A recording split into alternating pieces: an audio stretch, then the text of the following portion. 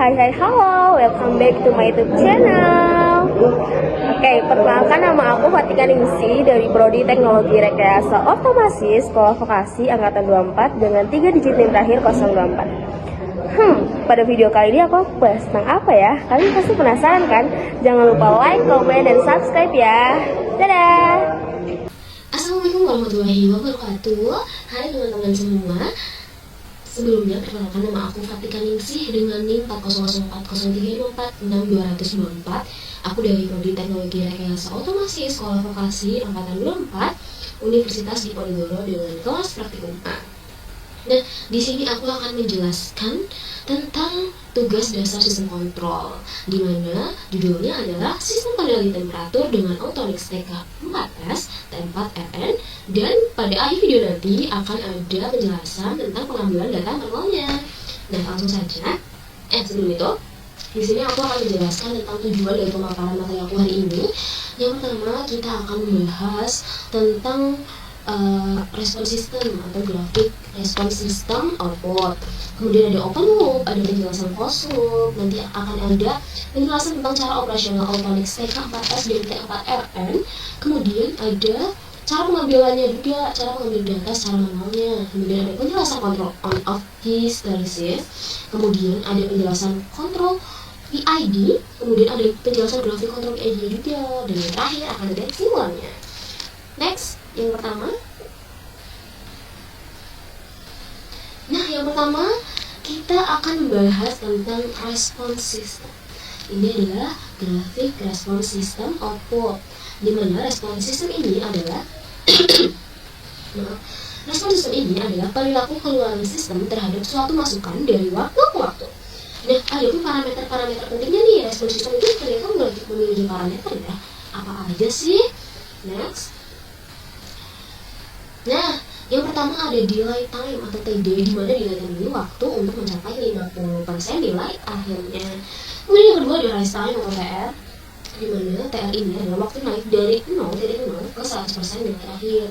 Kemudian ada peak time, di mana TP atau peak time ini adalah kondisi saat respon mencapai puncak maksimum atau puncak tertinggi. Betul.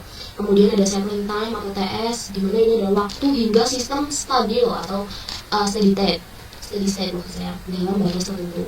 Nah, kemudian ada overshoot ini adalah kelebihan atau bisa disebut dengan NP. Dia adalah kelebihan respon dari nilai akhirnya. Namanya over berarti kelebihan atau berlebih responnya. Kemudian ada steady state error, di mana ini adalah selisih antara input referensi dan output pada keadaan pintar. Next. Nah, di sini ada penjelasan tentang respon sistem open loop. Respon sistem open loop ini atau loop terbuka ini terdiri dari input tegangan ini, kemudian clamp yang bisa contohnya ada motor DC, pemanas udara atau air dan yang lain. Kemudian ada outputnya atau sistem respon seperti kecepatan sudut, suhu dan lain-lain. Nah, sistem open loop ini adalah sistem pengendalian yang proses kerjanya tidak melibatkan umpan balik atau feedback. Jadi ini cuma lurus aja, nggak ada feedback, nggak ada balik ke set point atau controller, itu nggak ada. Next. Nah, berdasarkan gambar tadi, diagram blok tadi, sistem ini terdiri dari 3 bagian utama, yaitu input, clamp, dan output. Udah aku sebutkan tadi. Kemudian pada bagian input, sinyal berupa tegangan yang diberikan ke clamp atau proses utamanya. Nah, clamp dalam contoh ini bisa berupa tadi motor DC dan pemanas udara air yang berfungsi mengubah sinyal input menjadi respon fisik tertentu. Tuh. Nah, hasil dari proses open loop ini tersebut menghasilkan output berupa respon sistem atau outputnya tadi seperti kecepatan sudut pada motor atau suhu pada pemanas dan lain-lain. Nah, karena sistem open loop ini nggak punya feedback atau umpan balik dari output ke input, maka sistem open loop ini tidak dapat menyesuaikan diri terhadap perubahan atau gangguan atau disturbing yang terjadi. Sehingga responnya sepenuhnya bergantung pada besarnya input yang diberikan. Nah, selain open loop tadi, ada pun closed loop. Nah, respon sistem closed loop ini lebih kompleks tentu saja karena ada umpan balik atau feedback, berbeda dengan open loop tadi. Nah, di sini bisa dilihat timernya, dia nanti sendiri, ada input, ada auto set point, kemudian ada errornya, ada kontrolnya, kemudian sistem kendalinya melalui plan, kemudian ada output atau keluaran, kemudian ada sensor. Nah, ini yang dinamakan feedback umpan balik, dimana dari output ini akan ditarik ke sensor dan lalu sensor ini melaporkan ke controller lagi untuk diatur nih, karena mungkin belum sesuai dengan setpoint yang ditentukan gitu. Nah, sistem closed loop atau sistem loop tertutup ini adalah sistem pengendalian yang menggunakan umpan balik. Nah, tadi aku bahas ya, untuk apa fungsinya? Untuk menjaga agar output tetap sesuai dengan nilai atau setpoint yang diinginkan oleh user gitu. Nah,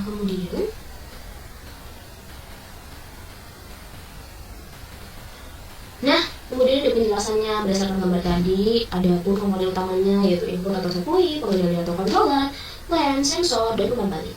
Nah, input ini berupa apa? Berupa nilai referensi dibandingkan dengan nilai keluaran aktual atau present value atau nilai aktualnya itu yang diukur oleh sensor. Nah, selisih antara keduanya ini disebut error tadi, yang kemudian diproses oleh kontrolernya seperti on off, PID atau integral state feedback untuk menghasilkan sinyal kendali ke plan. Nah, plan di sini misalnya dengan keluar kemana, saya menghasilkan output berupa respon sistem. Outputnya kayak standar suhu dan kecepatan.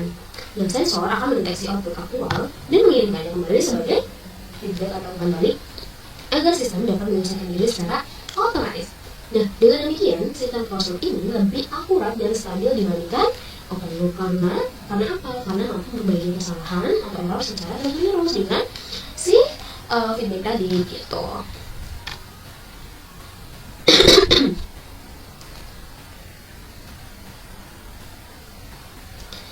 Nah, di sini ada pun penjelasan tentang cara operasional Automix atau TK4S dan T4RN.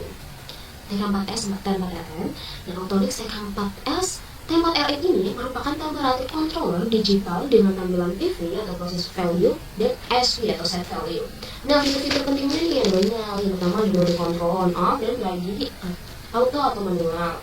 Kemudian ada fungsi auto timing untuk menyesuaikan parameter PID secara otomatis. Dan yang ketiga itu ada output relay untuk mengendalikan pemanas atau lampu. Kemudian ada tombol navigasi untuk ubah nilai SV mode atau ke parameter lain. Kemudian ada indikator alarm dan multi SV. Nah, cara pengoperasionalnya betul begitu. Yang pertama, nyalakan alat dan pastikan sensor termokopol atau K-nya tersambung. Kemudian tekan tombol mode untuk memilih parameter yang diubah. Yang ketiga, gunakan tombol sedikit ke atas atau sedikit ke bawah untuk mengubah set point suhu atau SV-nya. Dan yang keempat, pilih mode on off atau PID melalui menu parameter kontrol. Dan yang terakhir, amati perbedaan resolusi sistem pada kedua mode tersebut. Lalu akan dicatat ke Excel dan dibuat grafiknya.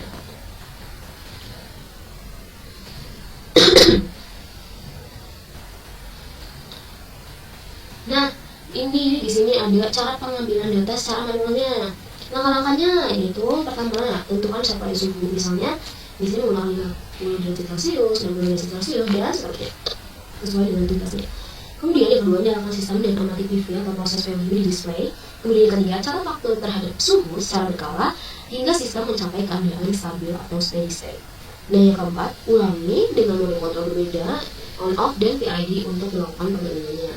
Dan yang kelima, data tersebut kemudian digunakan untuk membuat grafik respon waktu terhadap suhu. Jadi data-data tersebut dimasukkan ke Excel dan dibuat grafiknya.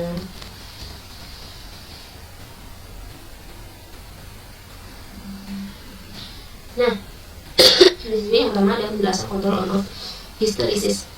Di sini ada grafiknya, bisa dilihat di sini. Ya, grafiknya seperti ini ya, seperti sinyal sinusoidal, tapi baik di sini. Nah, kemudian penjelasannya di sini. Oke. Penjelasan kontrol on off hysteresis tadi. Berdasarkan gambar, kontrol on off hysteresis bekerja dengan menambahkan lebar setelan atau deep zone antara titik on dan off agar tidak terjadi switching terlalu cepat. Nah, jika suhu di bawah batas bawah, maka pemanas akan on. Dan jika suhunya di atas batas atas, maka pemanasnya akan off gitu. Yang kedua, lebar hysteresis yang sempit membuat suhu lebih akurat, tetapi mempercepat keangsan nilainya. Dan lebar besar membuat switching lebih jarang namun suhu beroscilasi lebih jauh. Nah, di sini kemudian ada penjelasan kontrol PID-nya. Di sini bisa dilihat grafiknya, ada SP tadi. Di sini ada P atau proporsional, ada integral atau total, D atau derivatif. Nah, di sini ada penjelasan kontrol PID time proportional. Nah, kontrol PID mengatur proporsi waktu on off atau duty cycle berdasarkan besar kesalahan. Jika suhu jauh dari set point, waktu on lebih lama. Nah, jika mendekati set point, maka waktu on off mendekati seimbang. Nah, jika di atas set point, waktu off lebih lama. Begitu. Nah, karena output berupa pulsa relay, sinyal dikirim dalam bentuk on off, kemudian berulang dengan frekuensi yang tinggi sehingga mendekati kontrol kontinu. Nah, hasilnya apa? Hasilnya overshoot lebih kecil dan suhu lebih stabil dibanding kontrol on off biasa. Begitu.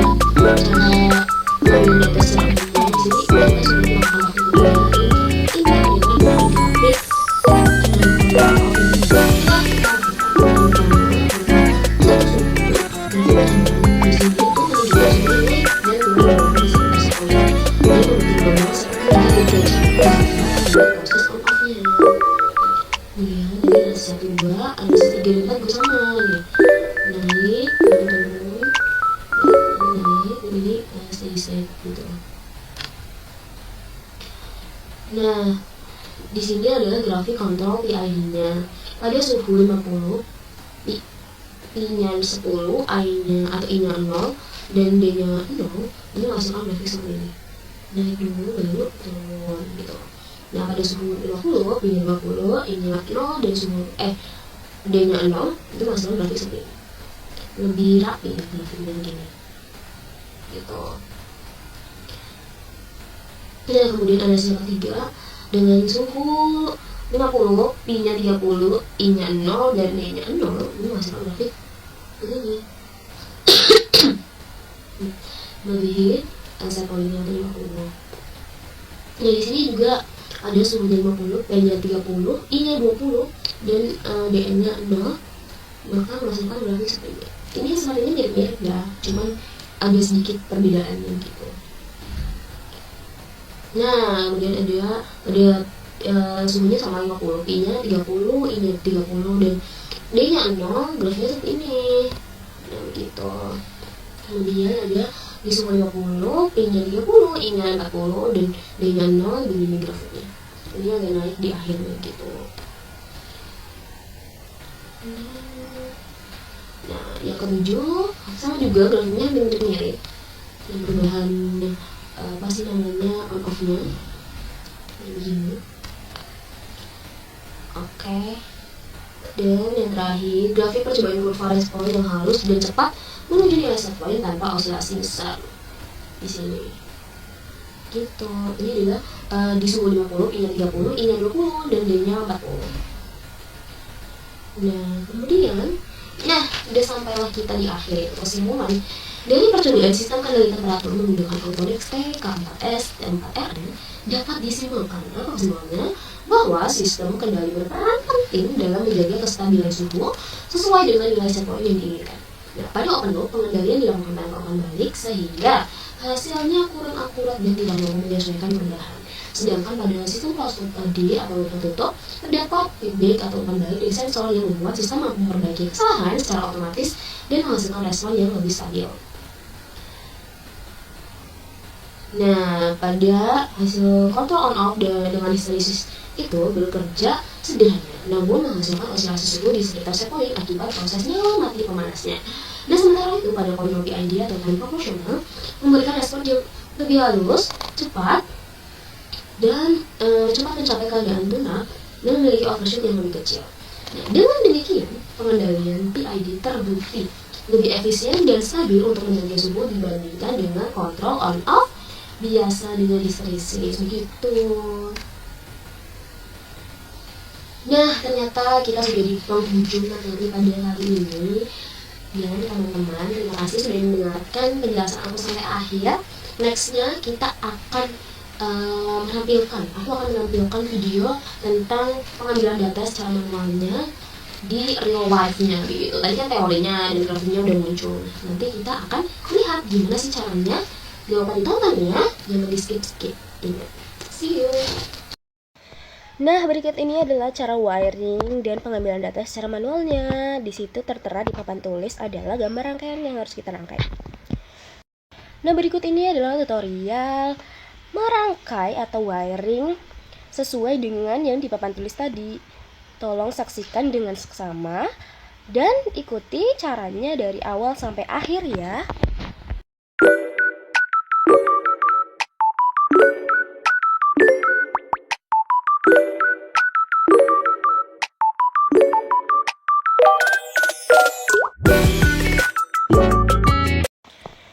Nah, ketika sudah selesai wiring, kita masukkan lampu atau pemanas ke dalam modul, seperti yang saya lakukan di video tersebut. Dan pastikan lampunya terpasang secara kencang dan benar. Lalu masukkan kabel powernya, dan hubungkan kabel powernya ke stop kontak. Lalu kita tutup lampu dan sensornya.